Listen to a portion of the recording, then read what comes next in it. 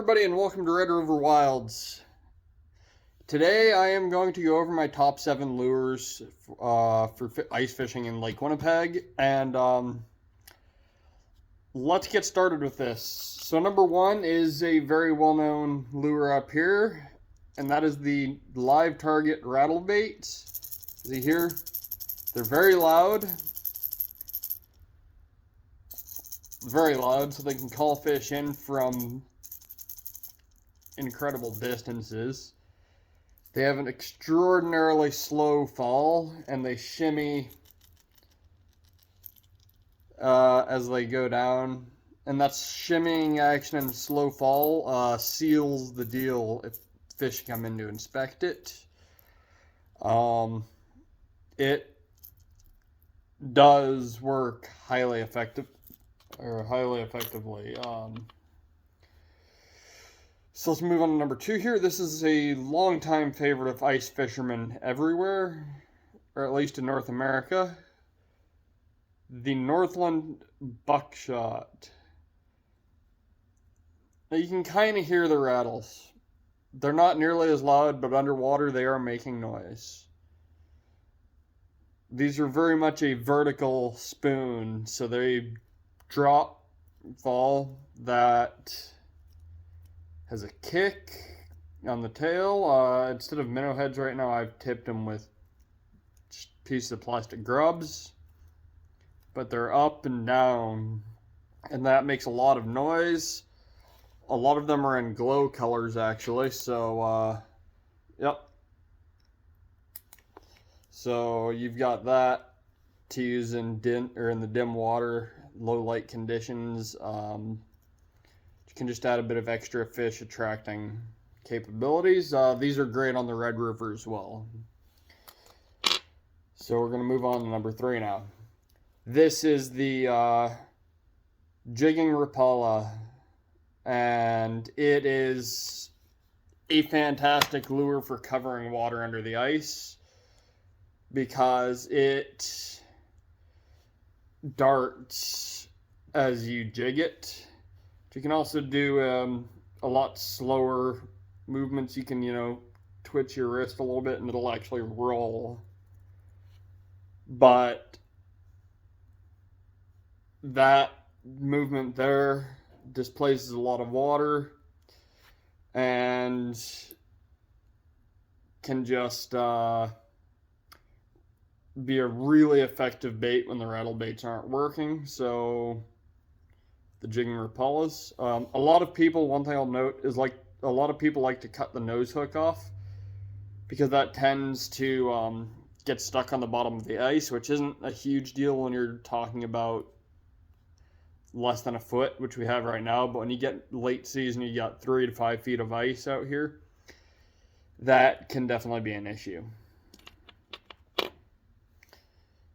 So I'm going to get a number 4.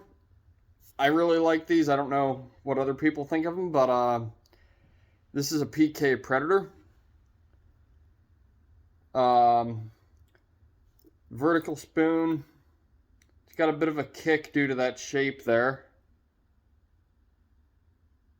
But that blade is a slight auditory and visual attractant.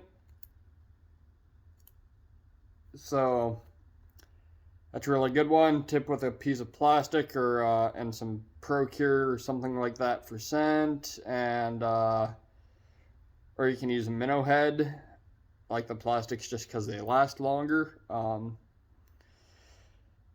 Highly effective baits.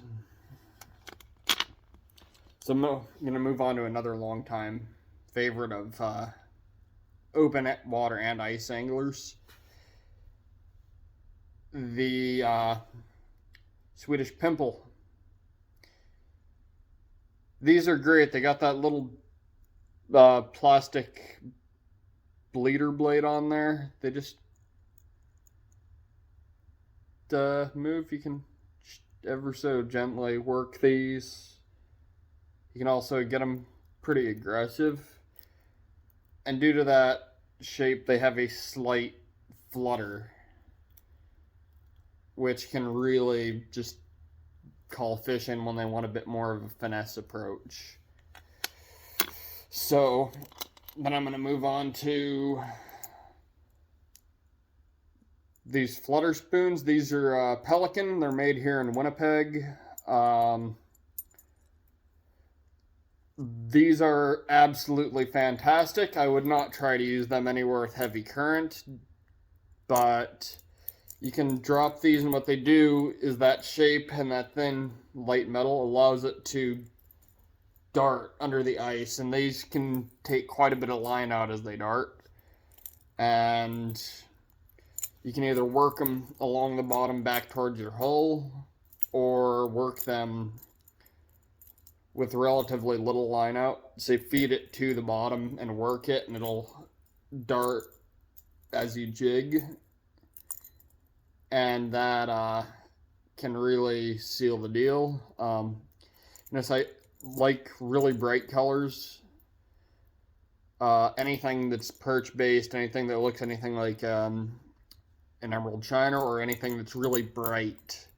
Pink is a fantastic color. Fire Tiger's fantastic colors on Lake Winnipeg. Next, I've got a flasher jig. Now, these work really well for walleye if you put a minnow on there or a plastic and pound the bottom, lift it up and flutter. That little blade adds just a little bit of water displacement and flash, which can seal the deal. But I really like these for burbot if you're fishing at night and want to catch burbot. And for burbot, what you're going to do, again, is you're going to pound it into the bottom a few times to kick up a lot of sediment, create a lot of noise, lift it up about 2 or 3 feet, flutter it a bit, then just give it a pause and wait for 30, 40 seconds. And then repeat the process, and you are guaranteed to ice burbot. Anyways, that's my run through of my 7 go-to Lake Winnipeg ice lures. I hope it was useful, and I hope it helps you ice some more fish on Lake Winnipeg this winter. Yeah. Put your favorite ice lures for Lake Winnipeg or wherever you're fishing. And how you fish them, and if there's any other advice you have that you could give me or want to share with other people, just leave that in the comments. And until then, stay safe on the ice, tight lines, and I will see you next time on Red River Wilds.